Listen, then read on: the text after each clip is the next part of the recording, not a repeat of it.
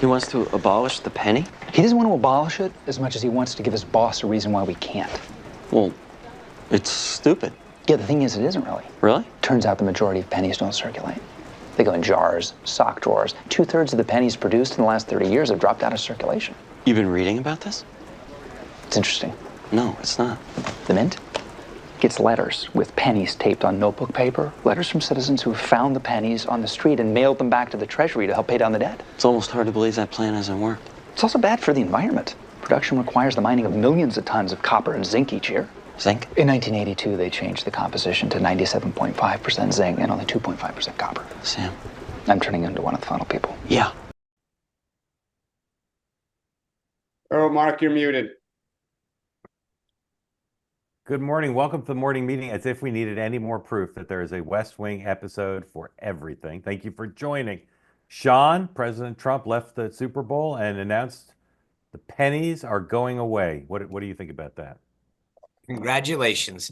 Another wasteful thing checked off. They cost, what, 2.83 cents each to produce a penny. So for all of the enumerated reasons that Rob Lowe stated, plus the actual cost that it takes to produce a single penny, I am pro penny abolishment. Dan? Yeah, I'm with you. I mean, one less thing to have in the pocket. By the way, just an interesting take on the West Wing thing. We'll see what happens, but I mean, there's a legislative aspect to this, but Trump ordered the Mint last night to just stop producing them. So I do wonder what we're going to see in terms of court action, but minus that, it actually could be the end of the penny. I wonder how many pennies are made a day, and I wonder what will happen to the existing pennies if, how long what's our need for new pennies every year? I don't know, why do we need new pennies? Like, why the old? Well, I think because what Rob said, people put them in jars and don't take them out of circulation. Yeah. All right. Thank you for joining. Big day here at Two-Way. Later in the program, we'll be joined by our new colleagues, Meghan McCain and Michael Moynihan. Probably most of you are familiar with both of them. But if you're not, you'll be pleasantly delighted. They'll be joining existing programs as well as doing their own shows here on Two-Way. We're expanding. As I said to you throughout the last few months, we're expanding to other topic areas, not just politics. Michael and Meghan are both experts on politics, but they also are deep into culture and other things. And so you'll see them later in this episode, but you'll see them regularly on Two-Way with their own programs. But again, also part of our general programming, including on breaking news. So we're excited about that. As always, I'll run through the day book. We'll take everything around, and then we'll want your participation. So if you're here on the Two-Way platform, please raise your electronic hand. Delighted to see the reaction. Hey, Mark. To Yeah. Mark, real quick, because I'm picking this up in the chat. I just want to be clear. Some people are asking this. They're not joining the morning meeting.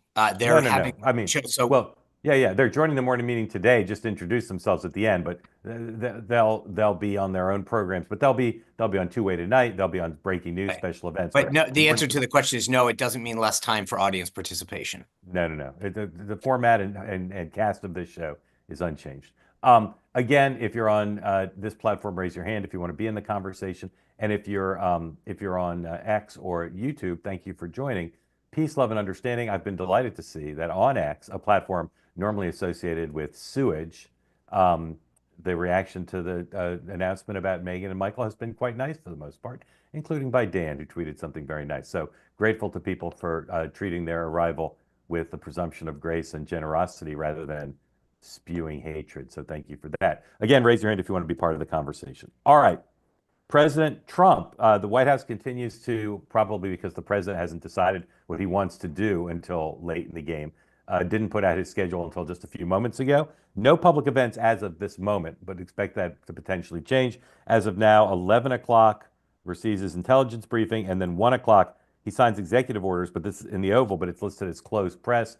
He said he was going to announce tariffs. Now, I know we should take the president seriously and sometimes literally, but remember, Donald Trump has a history of saying he's going to do stuff the next day, in the next 2 weeks, et cetera, and then not. So it's possible he won't announce tariffs today. We'll talk about that in just a moment. The vice president is, I don't know if he's left yet, but he's going to France for this AI conference. He'll be at that for a couple days, and then next weekend He goes to Germany for his first 2 overseas trips. There's a Democratic-led protest outside USAID today. Details on that, I don't know exactly who's going to be there, but I think it'll be very similar to what we saw in the previous protest there. Capitol Hill, House and Senate are both in. House leadership of both parties are holding meetings, private meetings this evening. The Senate this afternoon or early evening will hold a cloture vote on Tulsi Gabbard, which is expected to pass. Her confirmation expected early in the week, and then later in the week, Bobby Kennedy is expected to be confirmed. And their House tonight has some votes, including on some financial services bills. Gentlemen, when did you turn off the Super Bowl, Dan? When they scored that long touchdown late in the third, I said that's it. Sean? There is difference. Tune out halftime, turn off after the game. I mean, I was multitasking somewhere. Actually, I didn't even watch the halftime show. I thought that's a whole nother story. But yeah, by halftime, it was kind of clear that this was not going Taylor's way. I will say, like, I wanted a good game, but as a morning person, I was not upset that I could go to bed early. Yeah. All right. I'm glad you both enjoyed it. Tariffs. Again, a great story in the Wall Street Journal today. If you haven't read it, it explains something that's kind of been out there, but they do a nice job of codifying it. There's sort of 3 buckets of tariff purposes, and some tariffs can have multi-purposes. There's tariffs to leverage non-tariff issues, like saying control fentanyl, control the border. There are tariffs that are reciprocal, that are meant to respond to both formal and informal trade barriers. The United States has long believed that Europe, Asia, Latin America, pretty much every other country has these non-tariff barriers that have created an unlevel playing field. And so the president is looking at some tariffs, he says, to do that. And then there's the third category, which is a very controversial one, not that the other 2 aren't, which is tariffs to raise money. The notion that tariffs will bring in revenue that will allow taxes to be reduced and the deficit to be reduced. There's a lot of skepticism on that point, not just amongst liberal economists and liberal New York Times writers, but even some Republicans in Congress think that that thing is not serious. So, as I said, Sean, the president said he's going to do these aluminum and steel tariffs today, and tariffs for the whole world later in the week. Is this happening or not? I think so. The one issue, there's 2 issues that I think, if you go back and look at Donald Trump going back into the 80s, that he's consistent on. It's immigration and tariff or market access, tariffs being the tool to get you primarily that. So when he says tariffs on steel and aluminum and Europe's next, I don't think there's any question. Now, how it manifests itself, I can't tell you the exact day or hour, but there's no question it's going to happen on both fronts. Dan? I mean, I won't dare try to predict if it will or will not happen and for how long, because they're tossing these out all the time. I mean, I think the challenge, Mark, even with what you just listed, is how many times can you go to the well on this? I mean, it's okay. We want it for non-economic purposes like fentanyl and the border crisis. We want it for bread and butter of like actual economic and market access. Then we want it because we want to raise revenue. He said in the Fox interview, I'm going to come back and see if Mexico and Canada have done enough, but he won't really define it. At some point, the kind of constant churn, the constant threat, the chaos can become a problem for us in that increasingly CEOs are saying, this is a little chaotic, and it's the one thing that companies want the most is stability. Tell us what the rules are, even if they're bad, and we will make a plan and operate in that system. If you're constantly throwing out uncertainty, which is what he likes to do, it can start to hurt our own economic climate. Consumer confidence dropped here recently. It starts to become a problem.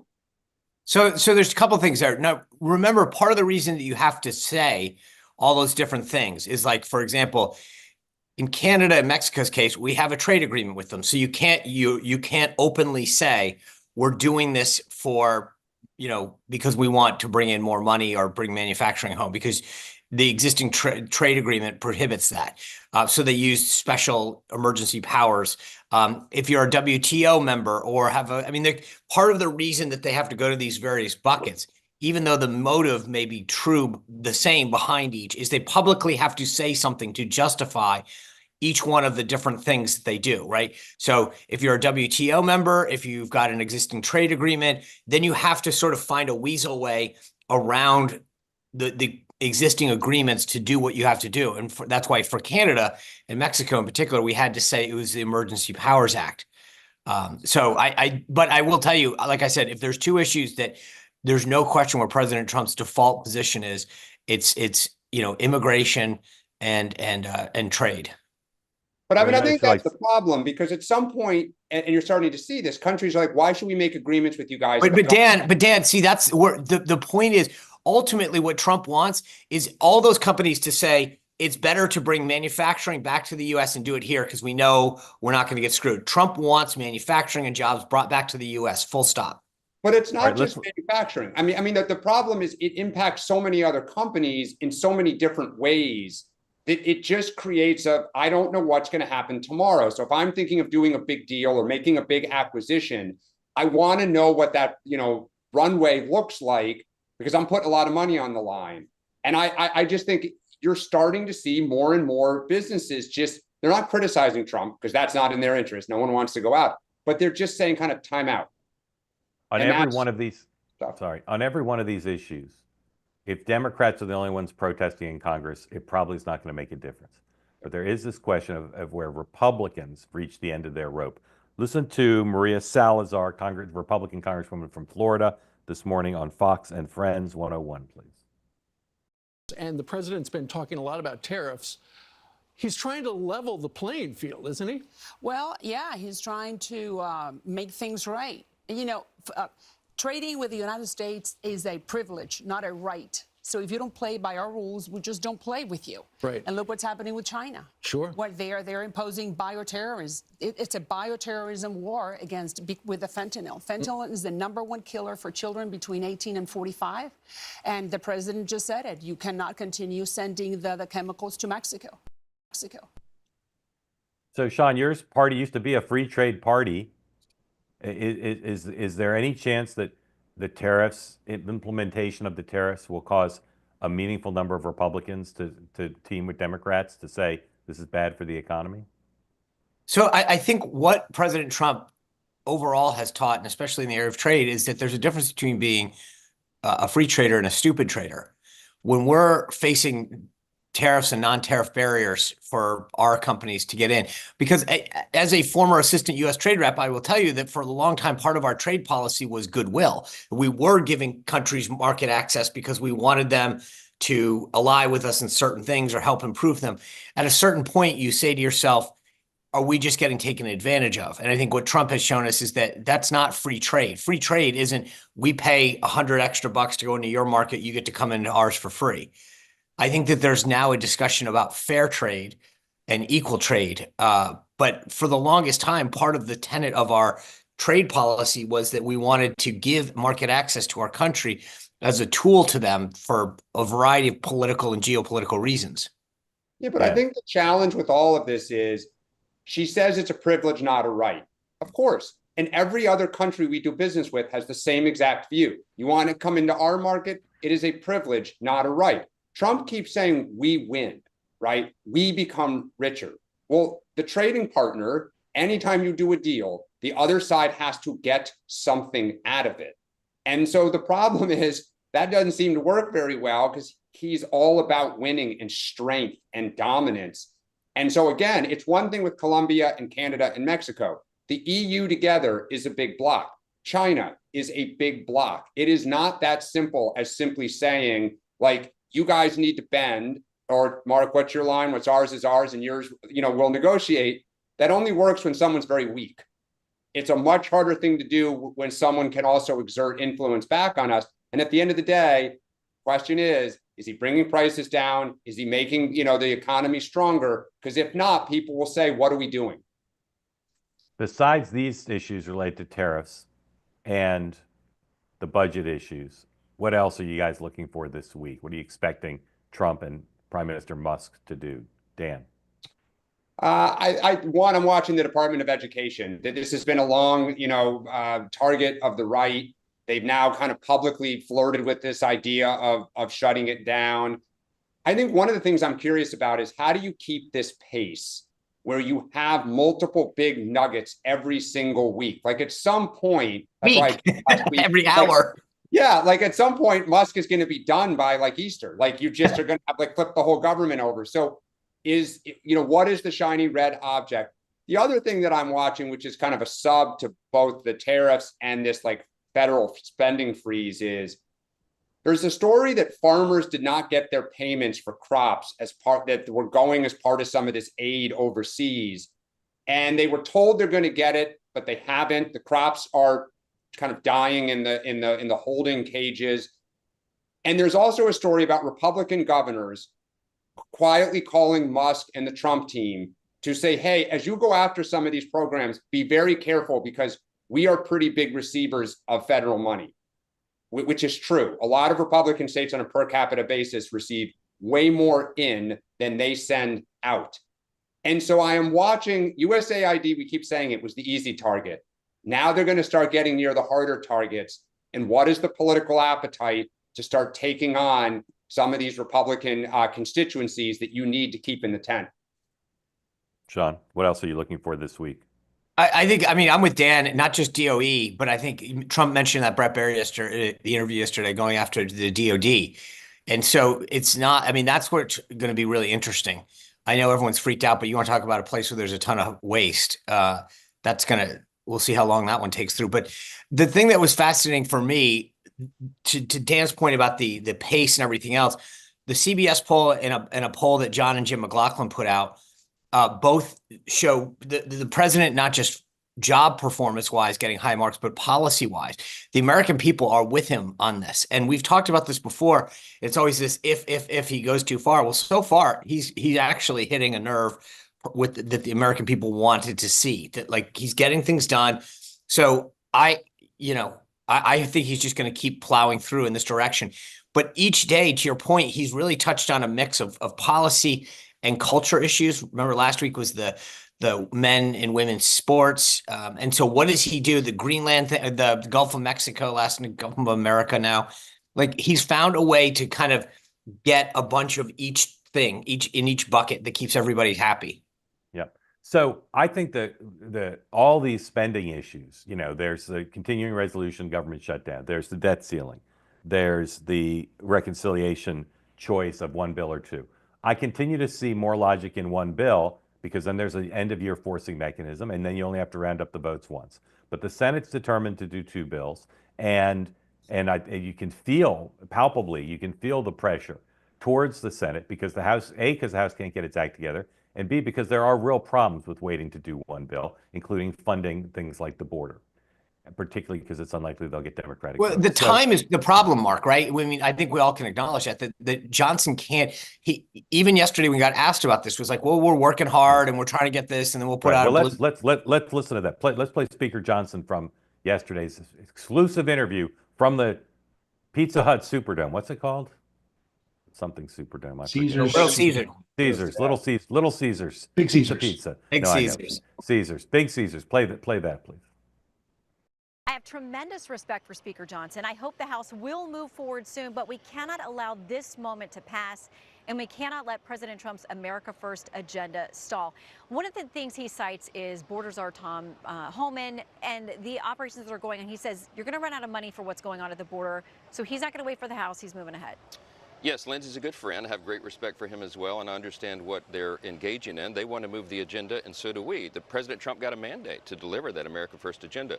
He's working at breakneck pace, as you just saw in the opening of the show, to do that with the executive branch, and we're going to do it with legislation. But to do all that in one big bill takes a little bit of time. So we're working through that process very productively. We've been building on this for a year, Shannon. All through last year, we had our committees of jurisdiction working on the ideas to put it together. Last month, we did that in earnest in January. And as recently as this past week, we spent 4.5 hours at the White House on Thursday and 3 hours later that evening working through the final details, and we're very, very close. So I appreciate the Senate's zeal. We have it in the House as well. But as I reminded my friend Lindsey, I have about 170 additional personalities to deal with, and he's only got 53 on the Republican side there. We have, a very diverse caucus with lots of interests, but we are going to get this job done. So, Sean, there's so many dimensions to this, and obviously it's going to play out over a long period of time. But here's what I don't get. You're starting to see some Republicans say, well, don't cut Medicare, don't cut Medicaid, don't cut USAID at part. We know that you can't make serious dent in the deficit or the debt except through economic growth, but through cuts. But here's what I don't get. They're basically saying, of course we want to cut. Of course we're the party of fiscal discipline. Of course there are going to be massive cuts, 1 trillion, 2 trillion. But they're not preparing people for what that means. This seems like a disaster for them, even if the Democrats remain completely incompetent. It just seems like a disaster. So where's the preparing of the ground to say, yes, there's going to have to be some sacrifice? Exactly. I mean, the answer is you're right. It's not there. And the worst part is that that's the one area where President Trump, I mean, this was what he said during his entire first term, and everything since has been this entitlement program, Social Security, Medicaid, are where the real dollars are. And if you don't reform that, now I have always argued that Republicans have got to stop calling things cuts when they're reforms. If you can actually put efficiencies in the program or extend deadlines and things like that bring down the overall cost, that's not a cut. And we've got to stop being afraid of our own shadow, right? And saying, hey guys, here's the deal. This program's is insolvent in 5 years or 6 years or 7 years. So if we don't fix it, then no one gets anything and we're bankrupt. So here are some basic things that we can do. And to your point, you've got to go out there and start laying the groundwork, but they are so scared of this. And you're right. That's part of the problem. They can't come up with the real money to get those the savings, because the problem is you've got your Chip Roys on one hand that are saying, I'm not voting for any of this unless it's offset or we reduce the deficit significantly. And then if you go to reduce the deficit significantly, you've got these guys, the Republicans in seats that are held in California, New York, California, elsewhere, that will say, we can't go home and sell this. So the thing that I find fascinating, by the way, is that if I were in Trump orbit right now, first of all, I think you got to get him on board, which is going to be a tough sell. The second thing is there better be an outside group with all this money that they can bring in now to give them some air cover to say that we're saving programs and this is the right way to go, because that's what it's going to take. And part of the reason that Lindsey and the senators want to go first is because it's less money. The tax bill is the big problem. And once you add that into that big, beautiful bill, it really becomes big. Like big, and they know that, and that's why the House wants to take one bite at this, but the Senate guys want to put the wins up on energy, defense, and the border, and that way it buys them some time, but then they also get credit, because here's the deal. If one big, beautiful bill fails, you get nothing. So these guys in the Senate are like, hey, we'd rather put 3 points on the board right now and bank it. That's one of the benefits. Dan, just 1 second, I want to ask Sean to follow.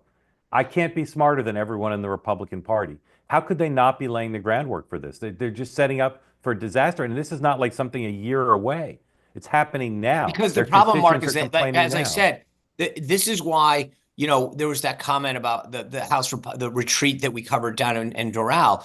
They don't actually, the way it works is these guys have these listening sessions. And then the morning that it gets laid out, they walk into a conference and go, you heard Johnson yesterday. What they're really talking about is that top number, the 302A and the 302B in budget parlance. And they want to be able to come out and just hand it to those guys and say, okay, guys, we heard everything through the listening sessions. Today, we're moving it to the floor. Here's the top line number. Let's all go. They can't, because when they have those discussions, people will freak out. And so they're going to hide the ball. They're going to roll it out one day and hope everyone doesn't have time to read it. I mean, God's honest truth, because the real answer is it takes way too long to explain what's going on. And a lot of these guys don't have the fortitude to go home and sell it. Dan. Oh, somewhere the Obama and Hillary Clinton teams are just smiling, because this sounds like the Obamacare argument, right? We can't let it fail. It's going to be big. It's too hard to explain all the details, but trust us, you're really going to benefit. Look, let's just start with the fact that one of the things that made Donald Trump special in 2016 is that he said we are not going to touch Social Security and Medicare and Medicaid. And it was a sign that he was a little different, that he understood the tripwires with this new cohort of the electorate that he was trying to court. And he did it again most recently. So, I mean, why aren't they laying the foundation? Because he said just the opposite. The people who have talked about this mostly is the Freedom Caucus. If you look at where most of this money goes to, I looked it up this morning. Biggest recipients of Medicare and Medicaid, number 1 and 2 are New York and California, Pennsylvania, Florida, Ohio. I mean, you're talking about states that this is not like blue America is going to be harmed and red America is going to be fine. So I think one problem is the reason it hasn't happened is it is very hard. And what are you offsetting these cuts for? Tax cuts, right? That is a tough political sell because you're going to start explaining where the money's going to. If they go with one bill, you are looking at easily over 1,000 pages. It will likely be over $5 trillion in total spending. And a lot of Republicans are going to get very queasy about having to go home. They won't have read the whole bill. They won't know everything that's in there. There will be losers, and it's all fun and games until you take someone's service away. All right, let's one more topic. Again, if you'd like to get in the conversation, please raise your hand. So if you think about the Tea Party movement, it was pretty much independent of the formal Republican Party. In fact, there were people in the Republican Party who were threatened by it. Eventually, they kind of merged operations. This weekend, I heard both by chance and through effort from donors, Democratic donors, and grassroots, who are basically saying the Democratic Party, the DNC, Chuck Schumer, Hakeem Jeffries, they don't get it. They're not fighting back. We need to piece together our own grassroots, independent effort to fight Donald Trump, to stop him, and to, by stopping him, improve our chances in the midterms. There's a big New York Times story out about Charlie Kirk, who has built this extraordinary empire that involves content and activism and a close relationship with the formal structure of the party, but operating independent of it. There is no Democratic Charlie Kirk. So Dan, it's that model, the independent model, is that not just the best option, but is that something that could actually emerge and play a role in the fight against Trump in 25 and in the midterms in 26? Yes, and the irony is we actually were the first to really pioneer this back during the George W. Bush's first term. If you remember, there was a group that was started called Democracy Alliance. George Soros happened to be one of the big funders of it, but they pooled it, and it still exists. They would meet a couple times a year. If you wanted a grant or wanted money for them to make an investment, you came, you pitched them, you talk about how this was going to help the party, and it was mostly around turnout. And it really worked very well. And then in 2008, you had Obama, and it was very controversial. He kind of kept his thing outside the DNC, mostly kind of running in parallel. And then when Trump got elected, it kind of just became so focused on Trump, so focused on stopping him, that it kind of fizzled. It lost its focus and went off in a different direction. Stacey Abrams did a little version of this in 2018, 2020 with success in Georgia. Yes, the party needs to think anew about what are the investments that it needs to be making to build sustainable infrastructure for long-term success. And I think Charlie Kirk is a good example. One of the reasons you do it outside the party is they're willing to sustain losses for a period of time before you can kind of show that there is a way that you can start breaking even or getting close to it, if not turning a profit. And I think the party has so many different needs in terms of how we communicate, how we motivate people, where we find people. It needs to be, Charlie Kirk has a lot of organic energy. We've talked about the Maha movement, the moms, like you want to harness it, but there needs to be, people that are playing a leadership role that can do it as a career, not just one-offs. Sean. I'll tell you, this is a subject that I would love to teach at a university. There is so much, Dan mentioned some great examples, but the party structure is such, and what it's meant to do has some guardrails on it in terms of how much it can raise. There's state parties that have to get, assuaged. There's things that you can't say or do because you've got elected people. So there's some handcuffs on parties. And if you look over time, the Democrats were the first to do this a while ago, where they stood up things like NGP Van, Catalyst, and really shed some of the hard money things. People that when hard money was a lot more restricted than it is now. And the Republicans held on to things for a really long time, our voter list, all this stuff, and said, we're not going to bring in outside folks. The roles have kind of switched. And I think that for a lot of reasons, the only way to solve this for the Democrats right now is for an outside entity. The problem is the guys with the big wallets right now, the Soroses and whatever, I don't think share the same view of where the party should go that a lot of like Dan like-minded Dems actually want to bring it back to a place of like common sense and pragmatism, left leaning, not woke left. And so the problem is they've got to get together, get a big donor thing together and sort of say, these are the core functions. But the last thing I'll say, if the message and the takeaway is we're going to go after Donald Trump, then they've missed the last 10 years. They need to build up what they're for and talk about like a new generation of Democrat coming home. Because if you spend all your time and money going after Donald Trump, you're missing the real goal here. And you know what, Mark, I'll just add too, because I just remembered this. A great example of who did this really, really well in the Democratic Party is Colorado. In 2003, 2004, 5 people got together. Jared Polis, now governor, was one of them. He was young. Pat Stryker was another, the heiress. And they overhauled everything. Opposition research, both on candidates internally and Republican candidates. They got very aggressive with recruitment. They got very aggressive cleaning up and building an entire new get out the vote operation.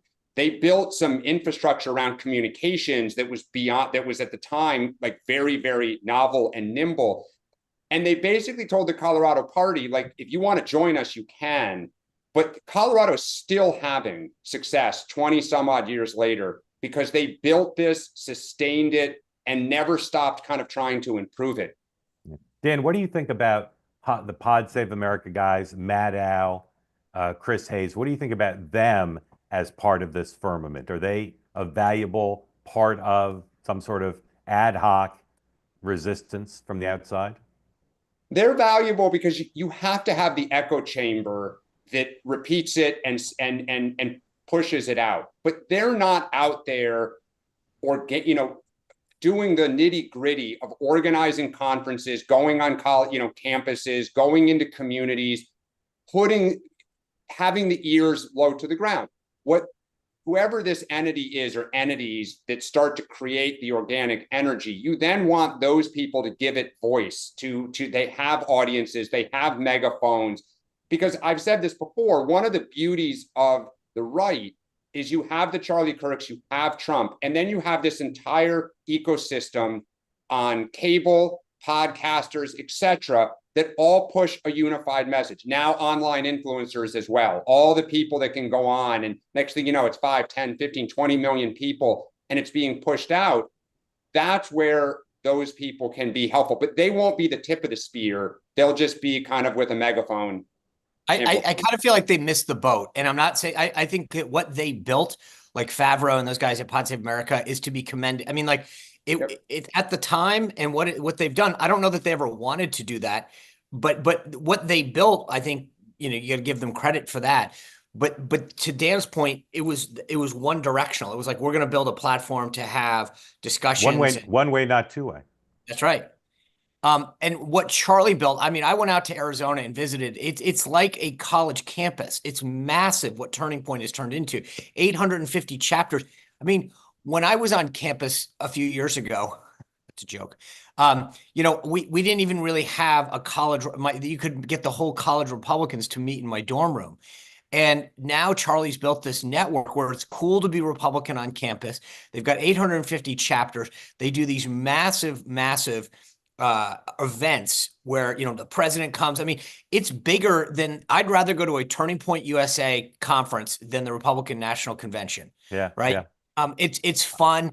And he's turned that into an army of people, as Dan mentioned, like these influencers that Charlie's built up. And a lot of the people in the Maha movement, Alex Clark being one of them, kind of came up through Turning Point and Charlie. So when he talks about an army of people, it's literally an army. Yeah. One thing that I've never read about or heard about and not done reporting on, but I've been thinking a lot about is, as the Tea Party rose, the left ignored it. The left didn't do anything to obstruct its development. First, because they didn't take it seriously. Then they didn't really understand it. Then it was kind of too late. Okay. if there is a resistance movement that rises, you can bet that people like Charlie Kirk will try to strangle it in the crib. They will do everything they can to keep it from growing powerful. They'll highlight its donors. They'll dox the leaders who emerge as valuable. They'll do everything they can to keep it from growing. And so it's a bigger challenge because, as I said, the Tea Party just kind of grew unencumbered to the point where it was an unstoppable force in the midterms. The difference with the Tea Party, though, is it splintered, right? I mean, that was the thing is Charlie at least has held on to this effort and he's in control of it. There's no question who's at the wheel. The Tea Party had like 5 heads to it and got greedy and whatever. By the way, one quick point that happened over the weekend, just a personal privilege here. President Trump just truthed again this morning. He fired everyone on the Service Academy boards. Congratulations, President Trump. Joe Biden started it. You going back on, John? I don't have an announcement at this time. Okay, thank you. Janice, welcome. One thing to be careful about, though, is the Tea Party had a lot of old school interests, like the Koch brothers and others, totally funding it, organizing it. And so it wasn't just an organic, Yeah, no question, but it grew unencumbered. But you're right. Totally. And I also think one thing that'll make our efforts much harder, Barack Obama and Joe Biden were fairly aloof to the day-to-day of politics. Donald Trump is so keen and so focused on like culture and what is happening out there that it is hard to think of getting around him on like if he sees an issue building, he will try to head it off himself as well as these other people. It's a great point. Makes this much harder. Yep. Great point. Janice, welcome in. Thank you for joining. Happy to have you here. Tell folks where you are and what's on your mind, please. I'm broadcasting from Valdosta, Georgia, which is South Georgia. We're about 15 miles from Florida. I just want to say I enjoy your show very much. I get a lot of information from it. I like the balanced approach to it. I was born and raised a Democrat. Stayed one till 2016. That's when the party began to lose me. I agree with what RFK said about that. I didn't leave them; they left me. Dan, I appreciate your approach to it. Why don't you come over to our side now? We got a big tent. What I'd like to say is that I'd like to ask, how do y'all see the current state of the Democratic Party media? Because to me, as just a normal voter, they're dead. They're basically dead. The future is the social media platforms. I think it was proven out in the last election how much influence they have. I don't think that there's any way with the current state of affairs that we could ever let another Democrat win. And I mean the progressive left Democrat, the radical lunatics that President Trump calls them. Moderate Democrats, welcome. Janice, I'm gonna let Dan and you chat, but let me ask you a question. Will you vote for John Ossoff for Senate? Heck no. Okay. Neither him nor Warnock. They're both an embarrassment to our state, and as well as Stacey Abrams. She needs to go back in her corner and stay there.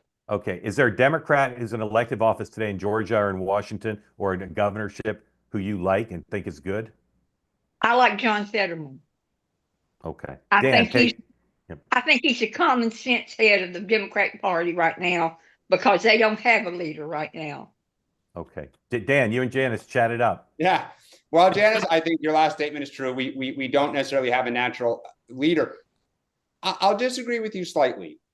Kamala Harris got about 48.5% of the vote, right? It wasn't 55-45. It was still a very close election. Trump won the popular vote. He won all the swing states. We picked up seats in the House, right? And we lost them in the Senate. The trend lines are against us right now. No doubt about it. We need to make some changes. But this is not after 1984 or 1980 when the Democratic Party was really, really in serious trouble. I think the good news for the Democratic Party is there is a recognition that things need to change. There is a recognition that on social issues, we have gone too far, that we have turned off and lost a lot of people. That's why you don't see fights on DEI. You don't see people defending some of the transgender bill signing the other day. I saw very few, I saw some, but very few people coming out and saying this was a terrible thing. And if, we get power, we're going to undo it.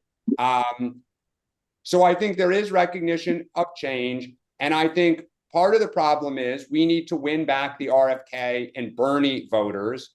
And we need to win back moderate, I guess, I don't know what you want to call them, pro-business, like kind of center right people. So we've got work cut out, but we're not that far away, even though it can feel like it right now because Trump's on a roll. I just wanted to say one other thing. I think that if everybody had a true picture of who Kamala Harris was, and everybody knows that she espouses communist Marxist beliefs, I don't think they would have voted for her if they truly love this country. But the Democrats right now, the progressive radical left Democrats have everybody believing that they want our country to fail. And until the moderate Democratic Party distances itself from these radical beliefs and peoples, it will never win another election. Yeah. Sean, besides doing the Snoopy dance, anything you want to say? No, I will say this. Parties tend to go through I like to say a family fight at a certain point. We did it in our party for a while, and it'll be interesting to see how and when that happens. If you are really honest with yourself, I think we had that open conversation after the 2012 election. We figured out what we need to do as a party and to modernize, to get things right. It will be interesting to see whether the Democratic Party and the DNC, which are two separate things, if you will, are willing to have that discussion among themselves. Janice, thank you for coming in. We hope you'll come back regularly. And thank you, Mark. Thank you, guys, and I'll be watching. All right, maybe we'll bring you on with John Ossoff at some point. That would be a good. Oh, program. I don't think so. Okay. Thank you. Thank you. All right. John, come on in. Tell folks who don't know where you are, what's on your mind, please, after you unmute. John, you're up. Ooh, John. Let's see. John McCutcheon. Yes, sir. There you go. Unmute. I'm unmuting. Thank you for letting Yes, me sir. speak to you guys. I've enjoyed it from the very beginning. I'm applauding your growth. I always looked forward to Mark's rehabilitation on this Mercana show. I have never been disappointed. I've looked forward to every single thing he has said. Now I'm a huge Dan Turrentine fan, and I've always been a Sean fan. And I also have a picture of Meghan McCain's parents on my back wall here, which is something I've had since a long period of time. Look, Dan, here's my pushback to what you're saying. Number one, and this is to Mark a little bit too, the Tea Party and the Freedom Caucus now are behind the curve because the momentum of movements is exponentially greater with the help of all the platforms like Two-Way. You watch Meghan McCain come on here and drag Tulsi, and RFK appears across the finish line. And that was just simply due to this platform and everybody, including me, who wrote in. The Freedom Caucus guys, let's say, if they get on the wrong side of common sense, they're going to lose. I'm sitting here in Houston, Texas, and I promise you, and I don't need to mention any names, but our senators and our representatives understand that we are all about all the things that the Republican Party are doing right now. We all know there are common sense. It's common sense to not overrun our country with immigration that's not vetted. It's common sense to find fraud and abuse in our government because we know it's there. It's common sense to make reasonable deals with our trading partners. Yes, they need to buy goods from us because they need American dollars, or they can't buy anything else. So they're going to play ball with us, regardless of what you think. I mean, they can't print American money yet, although I'm sure China's trying to figure out how to do it. You have to have a common sense answer in the Middle East. Everything has not worked. And I know, Mark, you've written about this. You've been hugely involved in trying to understand how Israel can fix the problem. No one's come up with an answer. Maybe this is an answer, but at least it's a common sense approach. You have to have a common sense approach to the proxy wars. We're all tired of funding them. And even the military industrial complex is going to come to heel here pretty quickly, because people are sick and tired of watching guns and weapons go someplace that have nothing to do with helping us here at home. That's the momentum that Trump is riding on right now. I do think you're going to find Democrats like John Fetterman. You can't be against common sense. How can you be against common sense and win? You're going to have to get on that side a little bit and start being for something. Yep, John, I'll say, as I say to many of the people who come on this program, you speak for tens of millions. So thank you for that. Do you have a question you want to ask Dan, or you just want us to comment? Dan, I would like to understand what you believe inside the party. You see the success of John Fetterman. You heard Janice, bless her heart, I love her to death. She spoke the truth. John Fetterman is not somebody that probably most Republicans would have supported. However, he looks like he just wants to do what seems to make the most sense for his constituents. So what do you say to all the other Democrats out there who don't seem to want to follow that lead? Dan. I mean, a couple things. I think, one, every member of Congress stands for re-election. And so John Fetterman thinks it is best, as you say, to represent the people of Pennsylvania with the stances that he's taking, right? He just watched his colleague, Bob Casey, lose an election. I think that, it's always dangerous to tell another member of Congress, hey, you need to make huge changes, when in the House, they all just stood for re-election. They all won. And by the way, party picked up seats in the House. So we have net losses. And as one of the Steve Elmendorf, who came on a couple weeks ago, said, Tammy Baldwin, a gay member of the Senate in Wisconsin, just got reelected, the same state Donald Trump won. So it's hard to say, hey, your politics are totally wrong, you're out of touch with your electorate. They'd say, oh yeah, take a look. I think what for our party and what you just said, immigration, fraud and abuse, trade, it's a little bit of apple pie. The reason we're saying the Tea Party and the Freedom Caucus are going to have a hard time is you're now going to get into the harder issues. Is it common sense to cut Medicare and or I'll even be generous, Sean's line, reform Medicare, Medicaid, and Social Security and cut taxes by $5 trillion? Yeah. Hold on. You can't do the tax cuts. You can't do the cuts and still net out at about zero. You're going to have some deficit spend. I'm asking, that is a public policy discussion that the country is perhaps on the verge of having. I think everyone on this platform will have different definitions of what is common sense. Where you are in Texas, you are the third biggest recipient, or fourth, I think, of Medicare and Medicaid, right? You have multiple military bases, military retirees with benefits, etc. Right.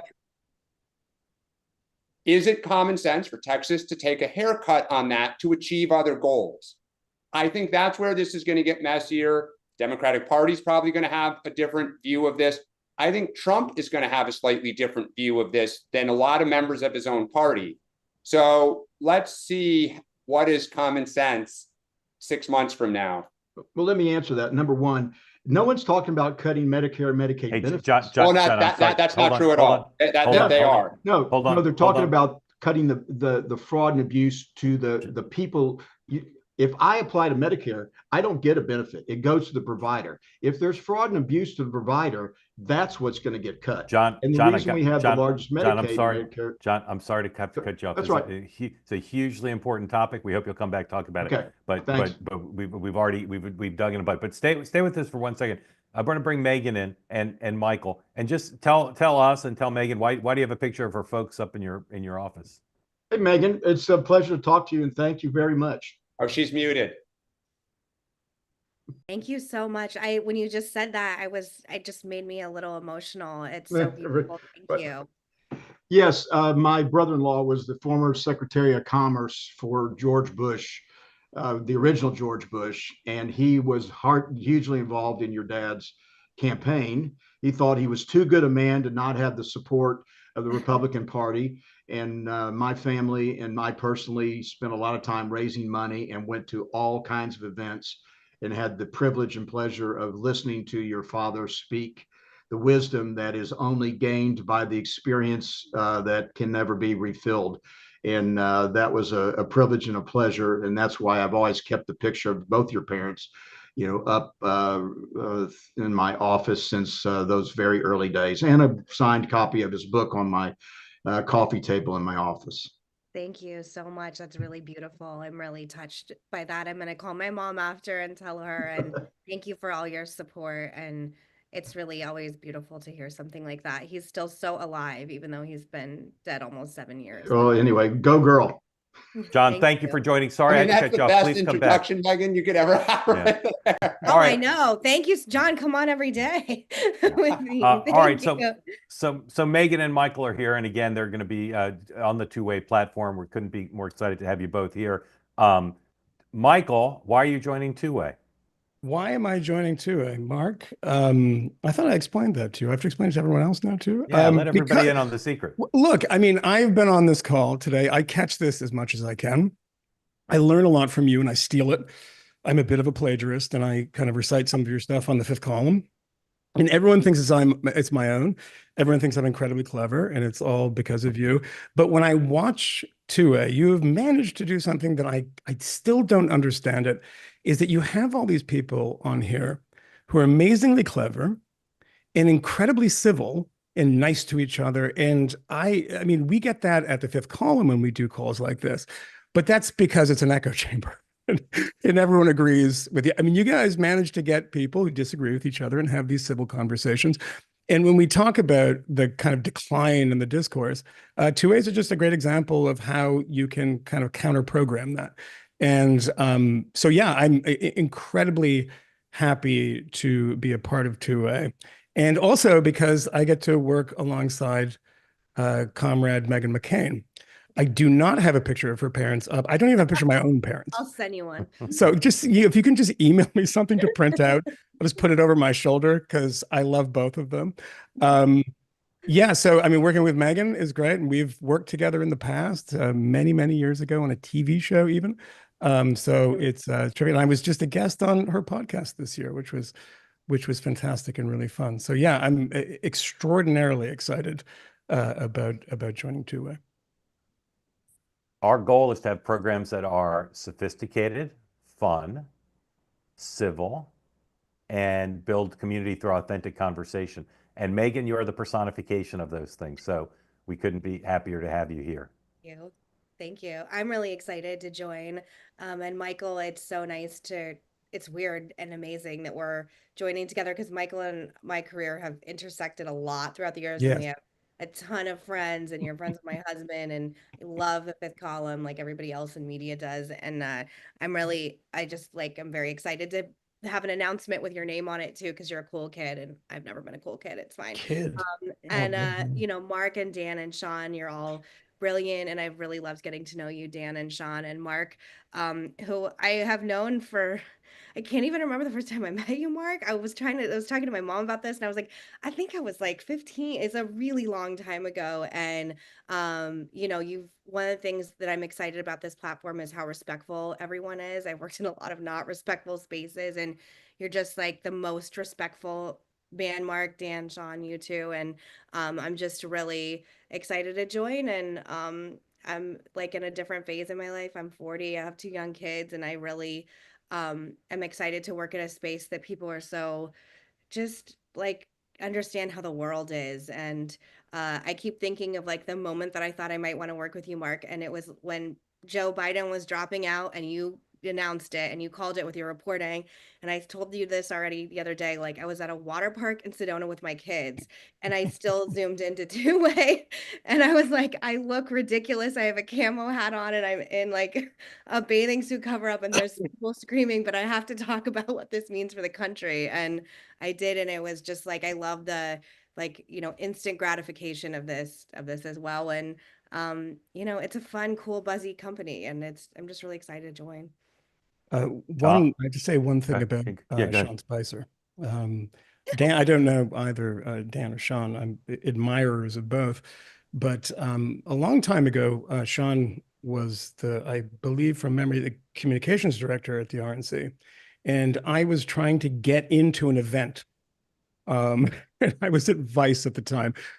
People don't want to have Vice people at an RNC event. Very difficult to get in. Someone said, email Sean Spicer. And they gave me your email. And you responded and got me into the event in about 10 minutes. Me, for some unknown reason, you decided to take pity on me and let me in. And I just remembered that the other day. So have been in my good books for a very long time, Sean, because of that. Thanks for outing me. And I was well behaved when I was there too, so didn't reflect poorly on you at all. Sean, do you want to do any hazing or welcoming? No. I just, while we have a couple minutes, first of all, thank you, appreciate the kind comments. I would just, to Meghan, I mean, here's the thing that is fascinating to me. Let's just assume for the sake of the discussion that RFK and Tulsi make it over the finish line this weekend. Is there anyone is this to you guys? I'm fascinated by the movement behind them, in the sense that so many strong, conservative, powerful people have gotten behind two, as of a year ago, longtime Democrats. Is there a scenario where you guys like sort of harness this? Is it two and done? Like, hey, they're over, let's go relax now? Or is it like, let's figure out the next person or subset to get behind? Because I'm so fascinated by what's happened in particular with this group of women that is sort of become its own. I mean, you can describe it, but obviously you guys all hang out together too. So whether it's a coalition or just a strong friendship, but is it once they're over the finish line, we kind of we'll stay on our text chain, or do you guys harness this and say, hey, let's try to get some other people over? For me or Michael or both? For you. Yeah. Oh. I mean, actually, Michael, as you know, because I can remember talking to you offline during COVID, I was deeply radicalized during COVID. And it was a combination of how I was treated when I worked at ABC and was treated in my response to saying that defunding the police is the dumbest thing I've ever heard. My questions about the vaccine, I was pregnant during the time, and I turned into a Maha mom during that time. And me and all my girlfriends and all the people I know did too. And although, I'm not an anti-vaxxer, as I've said, my children are fully vaccinated in the normal round out. They do not have the COVID vaccine, and I'm not going to be giving it to them because I have a lot of questions about it. And even just saying that could have gotten me fired, and I think led to my leaving. And so it was like the beginning of the groundwork. And through that, it was like, we always joke, it was like the French underground. Like I found other women and people who were feeling the way I did. And we were like coming together in this community, which led to Jessica Krause. Tulsi and I have been friends for 8 years, like a really long time, but she was a huge support to me during that time as well. And I just found people that were listening and believing in me. And it turns out my rage was hundreds of millions of other people, not just women, I think men too, in the country. And I mean, I would vote for Tulsi for president easily. I would certainly consider voting for RFK if he decided to be pro-life. That's a big thing to me. I'm ready for radical change, just like everybody else. And people are always fascinated by that because obviously I come from a very establishment background, but that period of time, I will never forget and never forgive what the government and the Democrats did to me and my family during that time. I will never, ever forgive it, and I'll remember it for the rest of my life.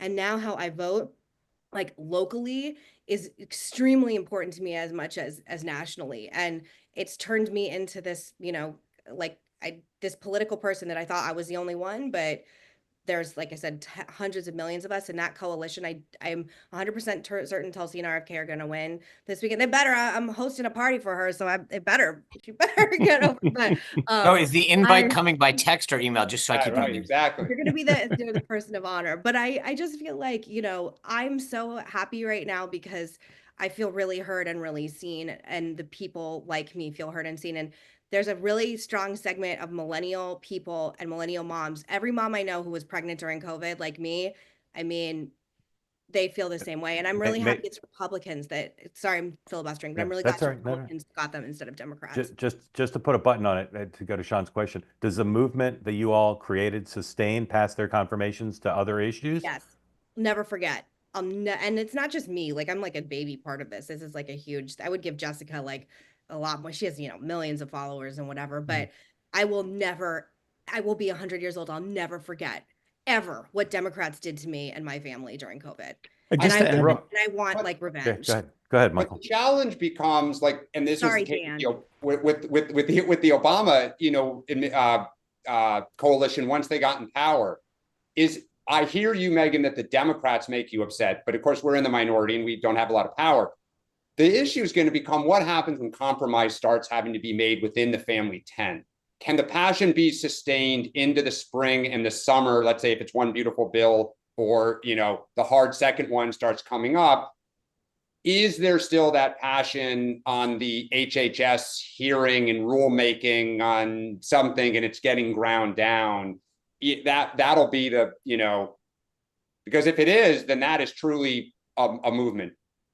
Quick to add something quick to that. I mean, I'd be interested to see if we have those kind of ideological fractures that we saw the first time around with somebody like Steve Bannon. I mean, Bannon just gave 2 interviews, one to Ben Smith, I think it's Semaphore, who broke the story of us coming over here today, and the Wall Street Journal.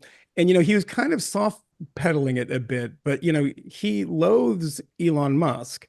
And that's for deeply ideological reasons. I mean, when I interviewed Bannon the second or third time, he was going off on how much he loved AOC when the cameras were off. He was like, she's fantastic. I think the auto bailouts should have been bigger. And you see this interview that he did yesterday saying, well, they all hate Lena Khan. I want to give Lena Khan more power. And, when Elon Musk is out tweeting clips of, Tom Sowell and, various free market economists that probably make his skin crawl.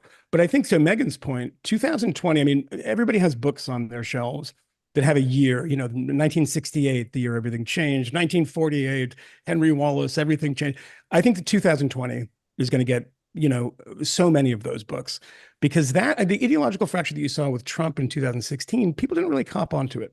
That, there was something very different from those of us who loved Cato white papers about economics. And then all of a sudden 2020 happens, and you have people that are all of a sudden attracted to RFK Jr. And that's because of vaccine stuff. That's because of all the COVID nonsense. So I think, in the George Floyd stuff, it really fractured the country in a weird way. And it wasn't traditional ideological lines. And we see that kind of realignment. But Dan, to your question, I mean, I don't know how sustainable it is in the long run. I mean, we're in this moment where everyone's super excited to be breaking things. Let's break more things. But, where are we going to be in a year? God knows. We're over. So I'll say this. We just got an excellent Ben cameo, so I'm grateful for that. I can't believe you just did that, by the way. I cannot believe you just did that. It's you. Very unprofessional, Ben. That was excellent. Get out of here. You getting his next... Should get in his next live shot. Thank you both. Great to see you both. We'll have more. We'll have announcements soon about when their shows will debut, what time they'll be on, what days. You'll want to be part of them. And again, they're part of the two-way format. So thank you both, and we'll see you soon. This show will be back tomorrow. Again, our usual format. Dan and Sean and myself. Tonight, 6 o'clock Eastern time, I'll be on Two-Way Tonight. The folks from International Intrigue will join us. We'll talk about tariffs. We'll talk about the Middle East. We'll talk about everything that's going on, and we'll do news a day regular too. So join us at 6 o'clock tonight. And again, the 3 of us back tomorrow. And as I said, we could not be happier to have Michael and Meghan with us. I've been asked who the next person is. The next person is, because we're just hiring people with MM, is we're going to have an AI generated hologram of Mickey Mantle, who will be hosting a sports show. So stay tuned for that as well. Thank you, everybody. Welcome, Meghan and Michael. See everybody tonight at 6.